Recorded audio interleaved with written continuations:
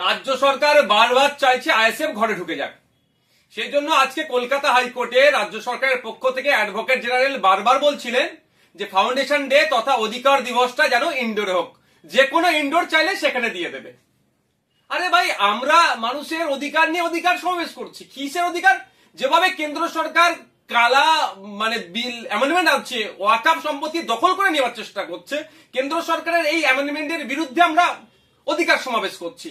আদিবাসীদের জল জমি জঙ্গলের স্বাভাবিক অধিকার কেড়ে নেওয়ার চেষ্টা করছে কেন্দ্র সরকার, তার বিরুদ্ধে বলছি আমরা।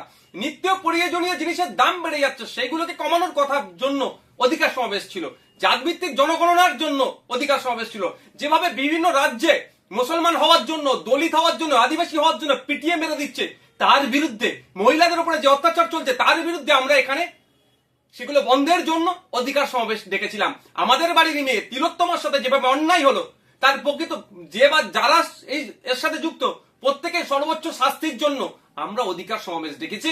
আমরা মাদ্রাসা সহ শিক্ষা প্রতিষ্ঠানের শিক্ষক নাই, শিক্ষক শূন্য অবস্থা শিক্ষা প্রতিষ্ঠানগুলো চলছে, ফলে বুনিয়াদী শিক্ষা ধ্বংস হয়ে যাচ্ছে।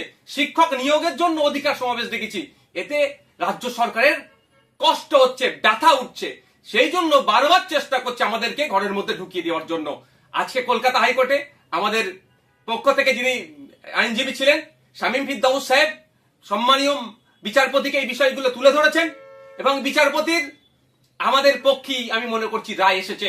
রাজ্য সরকারের মুখ পুড়েছে, এদিকে দিয়ে আমাদের সমাবেশকে আটকাতে পারলো না।